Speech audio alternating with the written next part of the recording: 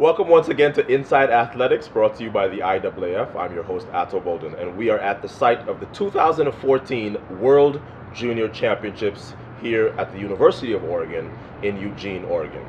It's always a pleasure for me to bring this show to you, but more of a pleasure when I get to interview a Bruin, a UCLA Bruin, and this morning I have the pleasure of being joined by 2004 100-meter hurdles Olympic champion, Joanna Hayes. Joanna, welcome to the show. I know it's always a pleasure for you to be back in Eugene, Oregon. Yes, I'm happy to be here, Otto. Happy to be here on Inside Athletics with you. So tell me, I'm looking at your career and what you were able to do. You started, well, first of all, you were high school athlete of the year in track and field coming out of JW North in Riverside in 1995. And you came into UCLA and you were a 400-meter hurdler. And you did that for a while. And then once you became a pro, you made that transition. I think in about 2002 or 3?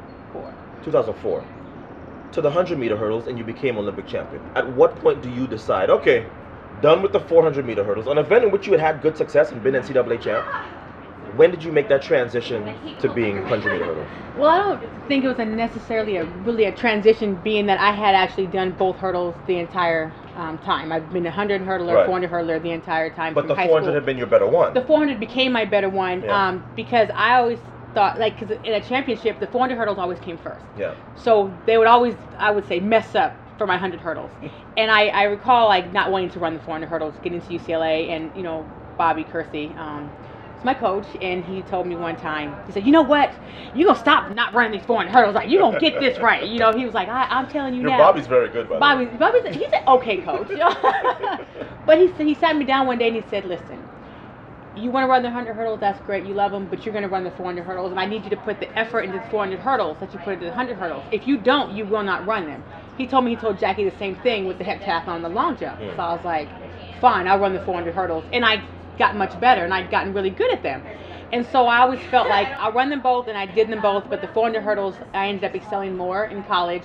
And then finally in 2004, I kept saying, I think I'm destined to win these 100 hurdles. So I told Bobby, we discussed it in June of 2004, and I just stopped running 400 hurdles.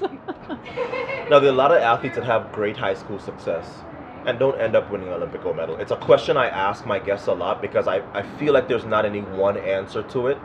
In your opinion, what was the reason why you were able to be the best high school athlete and then have NCAA titles and then go on and win the ultimate prize, the Olympic gold? I think part of it was, I was very determined. Yeah. At 12, I said, I'm going to win the Olympics. That was it. And I decided that I was not going to turn back on that no matter what. And so my determination was a really big factor. And I was a great student of the sport, and I was coachable. So I did what I was told. I thought, okay, this is my coach. He's great. He has all these athletes have been great before me. So I'm going to do what he says. I'm going to listen. I'm going to work hard. And then the things that he doesn't say, I'm still going to do those too. And that's what I did. I worked hard off the track, and I would get up at 5 a.m. and go do my weights. I would do all the things. My diet became impeccable for a couple of years. I did everything. I told myself going into 2004, after being fourth at the trials in 2000, it was crushing. I'd stopped running for 2 years. It was really hard to deal with, but I told myself, if you come back, you have to give it 100%. Right. Because if you give it 99%, you'll always say, well, if I do this next time, maybe it'll happen. So every year I'll give myself an excuse and a reason to do it, and maybe 10 years later, I'll still be saying the same thing. So I said, you know what? Give it 100%. If it doesn't work, it's not meant to be. Move on with your life and let it go. And so I just was real with myself. Now, of course, you went to UCLA, and our history in that event is absolutely amazing. Of course, Gail Devers and what she was able to do, several times world champion. The fact that Gail does not have an Olympic title in the hurdles is just one of those things where you just go, this sport is crazy. But then yourself, of course, Jackie Joanna Kersey, who, her record in that event is amazing as well. But just looking at where the state of American 100-meter hurdling is right now, it seems like they are having some sort of it's just an amazing time in that event. It's probably my favorite event to cover. When you look at Brianna Rollins, who has the American record, Dawn Harper Nelson, who in the last 2 Olympics has gold and silver, and then you have this new crop pushing up, Queen Harrison, Nia Ali, Christy Caslin. When you look out at the landscape now, do you feel like this is the way it always should have been? How can you explain the fact that the U.S. has so many? I mean, they literally have 7 of the top 10 hurdlers in the world.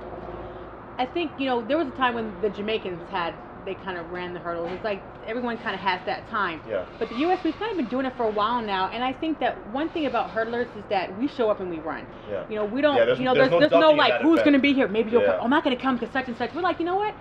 A lot of times we don't know who's going to be there until you show up and like, oh, you're here. Oh, great. This is going to be fun.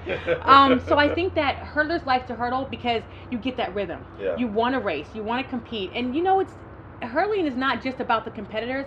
It's about the 10 hurdles in front of you. I always say there's 17 obstacles. There's not just 7. You don't race 7 people. You got 10 hurdles. And if you disrespect those hurdles, they're going to take you down. You don't have to worry about the girls on your left and your right. And I think so it becomes a game of like, I need to race. If I don't race, I may get beat the next time I step out. And I'm not scared of you. I'm scared of those, 10 in front of me. So I need to master the hurdles. So I'm going to step up. And I think that because it's just gotten so competitive, everybody wants to do it. Like Queen Harrison, for example. Yeah. She's a phenomenal 400 hurdler. And everyone, she including myself, we said she's a better 400 hurdler. I still think she could be a better 400 hurdler, but she's such a great 100-meter hurdler. She's like, why would I go all the way around when I can just go straight? And I feel that because that was what I was. She won the NCAA's in the 100 and 400 hurdles. Never been done before. I came close, but I got third in the 100 hurdles. Mm-hmm. But if we had a choice, we always choose the short ones. But she worked hard. You work hard to be able to be good at the 100-meter hurdles because it's like a glamour event. Yeah. And so I just think that 100 hurdlers are very athletic and very crazy. When you put the two together, they don't care who they compete against. They just want to run. We're not scared. Let me ask you a question that I'm asking for on behalf of the public.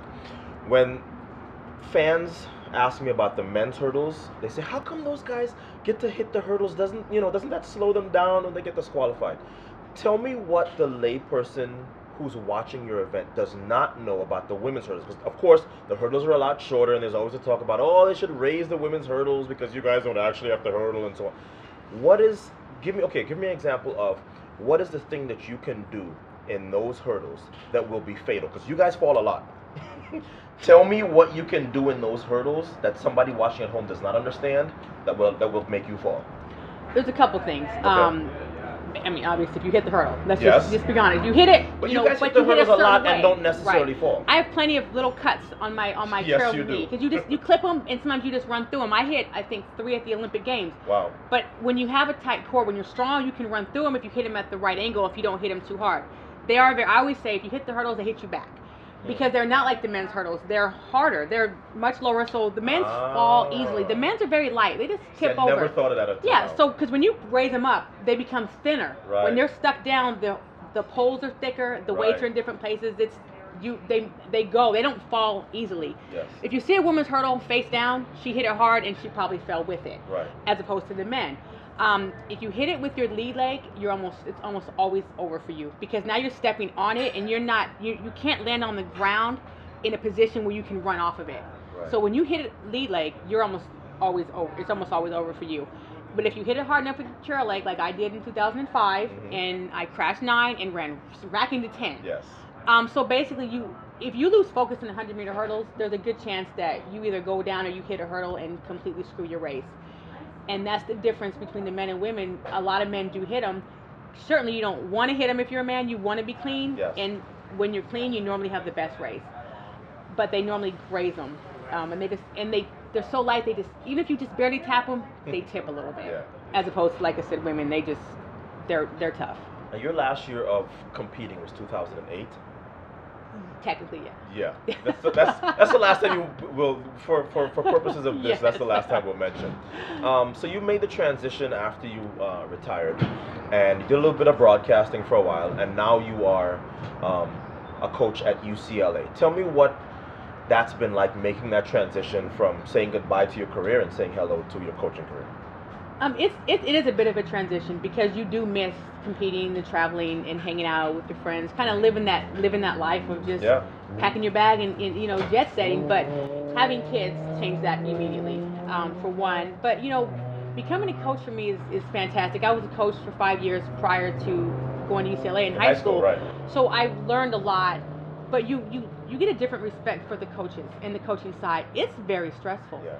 You know, when you let your athlete go to the line, it's it. Unless you're doing a field event or heptathlon, you know, or decathlon, sprinting, I can't do anything. I hope you listen. No, you know, I hope you're yeah. okay. Don't fall. You know, you think, okay, what if they fall start? Okay, don't hit the hurt. Like you start to kind of get nervous and you start to palm sweat because you want them to do so well. It's not about you anymore. Right.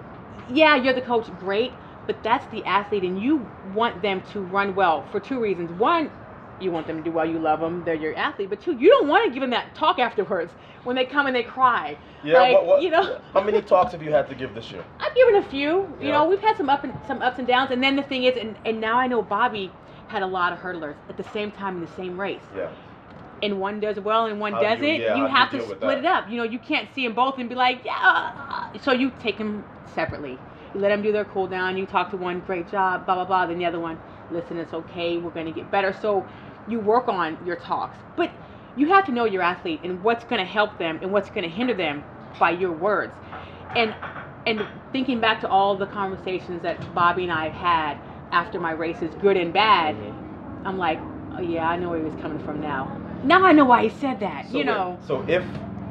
So when you become a parent, you hear yourself say stuff Yes. that you used to hear when you were Right. a child from your parents. Yeah. Now that you're a coach, do you hear yourself say stuff and go, oh my gosh, that's Bobby cursing? Absolutely. One time, Bobby and I were out there coaching together, and at the simultaneously we said, "Need you," and I was like, "Oh my God, I'm Bobby." I was like, oh, but it's so funny because I'm like, it just comes out naturally. We coach very similar. You know, Yes. Bobby little crazier than me.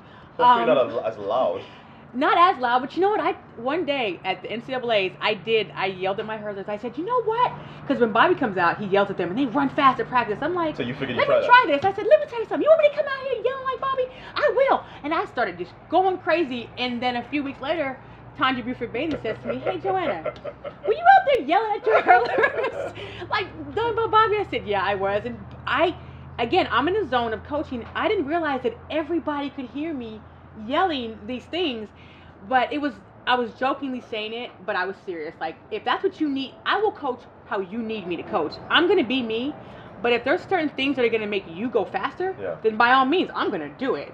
And I will adjust certain things for certain athletes. One's going to be this way, one's going to be that way. We have an overall program that we follow, but if I need to make an adjustment for an athlete, I will, because this is not a cookie cutter type of deal here. Yeah. They are not all the same. They have different body types. And so being a professional athlete for so many years, high school, collegiate athlete, I've learned so much from my coaches. And I listen to all that. I use that, but I'm also myself. I'm not going to be Bobby Kersey. They call me Bobby Kersey, Bobby Jr., by the way. That's what Allison and Dawn and them call me. You can be called a lot worse.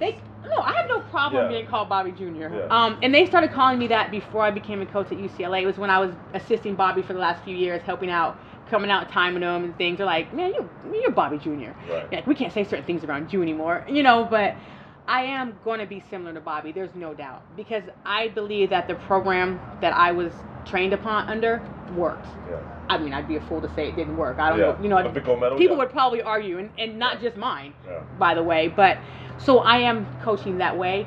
But there's also a certain part of me that knows what didn't work for me, and things that I think, I could try this, and Yes. My own personality to it. So I love it. I think I've always been a coach. I've coached my competitors on numerous occasions, and I say coach, I mean I've helped them out Advice, at pre-meets and things like that, and I've said some things, and one time it came back to bite me in the butt. The semifinals at World Championships in 2005, Bridget Foster Hilton had fallen down in the warm-ups.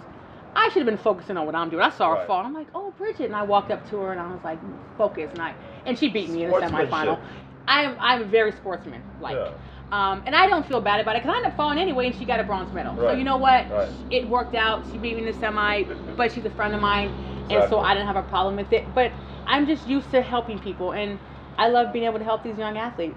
Now, like me, you're a IAAF ambassador, and we're here at the World Junior Championships.